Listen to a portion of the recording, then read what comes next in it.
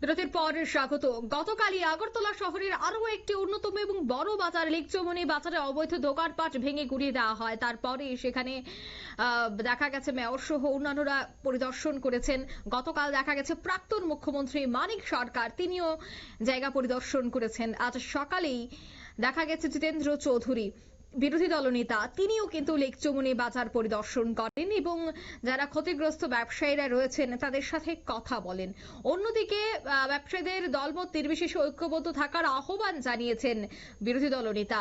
উচ্ছেদের এই ঘটনার তিনি তীব্র নিন্দা জানিয়েছেন। তিনি বলছেন ডাবল ইঞ্জিনের সরকার এই ঘটনাকে তিনি একেবারে সাধুবাদ জানাচ্ছেন না। এই বিষয়টা ঠিক হয়নি বলেই কিন্তু তিনি আজ পরিদর্শনকারী সংবাদ মাধ্যমের মুখোমুখি হয়ে এই কথাটি তুলে ধরেন এবং প্রত্যেককে এক হওয়ার আহ্বান করেছেন বিরোধী দলনেতা। ঠিক তিনি কি বলছেন পরিদর্শনকালে শোনাচ্ছি। এরা নিজেরাই বলে তাদের পরিচালিত কেন্দ্রীয় সরকার বা রাজ্য সরকার যে বিকশিত ভারত, রাজ্যে বলে তারা সুশাসন ইত্যাদি ইত্যাদি। যদি তাই হয়ে থাকে, বিকশিত বা বিকাশ বা সুশাসন তার অর্থ কি হওয়া উচিত?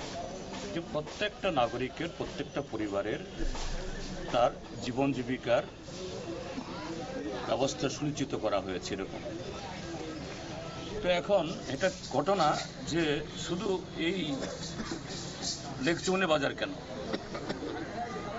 আমাদের দেশের বা আমাদের রাজ্যের এরকম বিভিন্ন বাজার, শুধু আগরতলা শহর না, জেলা শহর, মহকুমা শহর, আরও জনপদগুলোতে অসংখ্য মানুষ তারা জীবন জীবিকা নির্বাহের জন্য এইভাবে সরকারি জমিতে এসে এদের ছোট ছোট বাছাই করে বা কেউ টেম্পোরারি স্ট্রাকচার করে তারা ব্যবসা বাণিজ্য করে। কেন? কেননা রাষ্ট্রের সরকার তাদের জন্য অন্য বিকল্প ব্যবস্থা করতে না পারার ফলেই এরা বাধ্য হয়েই এই পেশায় আসেন। এবং এখানে যারা ব্যবসায়ী দেখা যাবে অনেকেই ইউনিভার্সিটির ডিগ্রিধারী, বিএ পাস করা, তাদের ঘরে ছেলেমেয়েরা বহু কষ্টে তারা লেখাপড়া শিখিয়েছেন। কিন্তু তাদের সে শিক্ষা অনুযায়ী বা ছেলেমেয়ে যাদেরকে তারা মানুষ করেছেন, তারা যদি সেরকম আয় করতে পারতেন, তাদের এখানে সবজি, মাংস, মাছ বা অন্যান্য করে বাঁচতে হতো না। তাহলে পরোক্ষে রাষ্ট্র অর্থাৎ সরকার, কেন্দ্র বা রাজ্য, তাদের ব্যর্থতার কারণেই এরকমভাবে ফুটপাত জবরদখল হয়, বাজারের গলি জবরদখল হয়, এইভাবে সরকারি দখল হয়। তাহলে ব্যর্থতা কার?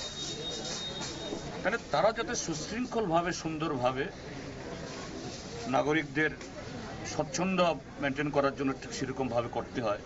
এই দায়িত্ব প্রথম রাষ্ট্রের, নাগরিকের না, জনগণের না। জনগণের কাজ তাদেরকে সহযোগিতা করা।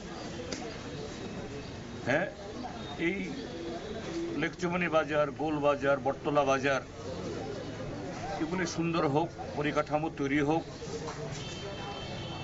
আয়ের আরও নতুন নতুন দরজা খুলুক, আমরা সবাই চাই, আমরাও চাই। আমরা একদম খোলা মনে আমরা সবসময় বলে থাকি সরকারের উন্নয়নের সঙ্গে আমরা আছি। কিন্তু এটা কোন ধরনের পদক্ষেপ? হ্যাঁ, ওরা বলবে আমরা তো নোটিশ দিয়েছি, আমরা তো মাইকে অ্যানাউন্সমেন্ট করেছি। একটা নোটিশ দিলেই, একটা মাইকে অ্যানাউন্সমেন্ট করলেই 30, 40, 50 বছর ধরে যে ব্যবসা বাণিজ্য করে তারা সমস্ত পুঁজি খাটিয়ে এখানে সংসার চালাচ্ছেন, তাদের এই 2 দিন আগের, 3 দিন আগের এই নোটিশে তার বিকল্প তৈরি হয়ে যায়। তাদের সাথে বসা উচিত না? তাদের সাথে বসে ঠিক আছে, আপনাদেরকে আমরা বিকল্প ব্যবস্থা করব, সেই সাপেক্ষে আপনারা একটু অন্য জায়গাতে কদিনের জন্য ব্যবসা বাণিজ্য করব। এবং যদি সরকারের ঠিক সেরকমভাবে পরিকল্পনা থাকে, আমি তো বলবো এই যে কাটা খাল, হ্যাঁ, খাল আরো প্রশস্ত করতে হবে, গভীর করতে হবে। এখন আধুনিক প্রযুক্তি এসছে, একদিক থেকে খালটাকে বড় করা, প্রশস্ত করা, ক্রয় প্রণালী যাতে আরো মসৃণ হয়, তার উপরে এরকম পরিকাঠামো তৈরি করে যতজন এই ব্যবসায়ী উচ্ছেদ হয়েছেন, ক্ষতিগ্রস্ত হয়েছেন, তার থেকে দ্বিগুণ, 3 গুণ, 4 গুণকে বসানো যায়। কত হবে এখানে সব মিলিয়ে? না, এটা যারা উচ্ছেদ হইল, ক্ষতিগ্রস্ত হইল, কিছুই না এখানে যে জায়গাটা আছে।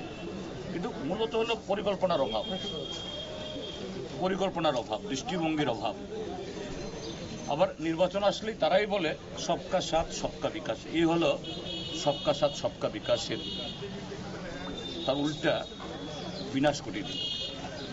যাই হোক, গতকালও আমাদের পার্টির তরফ থেকে এসছে, আজকে আমরা আবার এসছি। আমাদের বিধায়ক সুদীপ সরকার, আমাদের আরেকজন বিধায়ক সুরেন্দ্রনাথ, নয়ন আছে, সামনে বিধানসভার অধিবেশন আছে। আমরা জোরালোভাবে আমরা তুলব, শুধু অধিবেশনের অপেক্ষা করব না। আমরা উন্নয়নের বিরুদ্ধে না,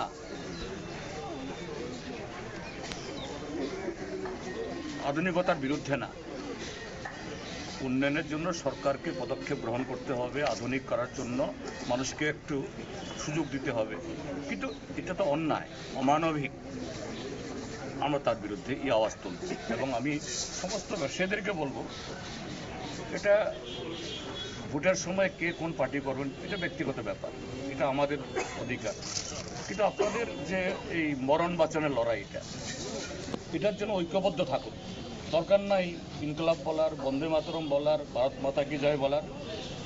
সবাই একসাথে থাকুন, আমরা আছি। এটা ভোটের জন্য না, পার্টির জন্য না, এটা বাঁচার জন্য। তো এই জন্য এসছে আপনাদেরকে, আপনাদের এই দুঃখে কষ্টে একটু সহমর্মিতা করার জন্য। এটা আপনাদের পক্ষে আমরা আছি, আমরা থাকবো, আমরা বলবো। এবং সমগ্র উন্নয়নের জন্য সরকার যদি সত্যি উন্নয়ন চান, নিশ্চয়ই জনগণের। আপনারা শুনলেন বিরোধী দলনেতার বক্তব্য। তিনি বললেন অমানবিক উন্নয়ন হবে, আধুনিকীকরণ হবে, কিন্তু কেন দোকান ভাঙ্গা, কেন সরকার বিকল্প ব্যবস্থা গ্রহণ করেনি, এই বিষয়গুলি কিন্তু তিনি প্রশ্ন তুলেন। অন্যদিকে ব্যবসায়ীদের একজোট হওয়ার জন্য, একজোট হয়ে তারা যেন এই বিষয়টার বিরুদ্ধে গিয়ে লড়াই করে তার আহ্বানও কিন্তু আজ করেছেন বিরোধী দলনেতা জিতেন্দ্র চৌধুরী। নিয়ে নিচে ছোট্ট একটি বিজ্ঞাপন বিরতি, সঙ্গে থাকুন।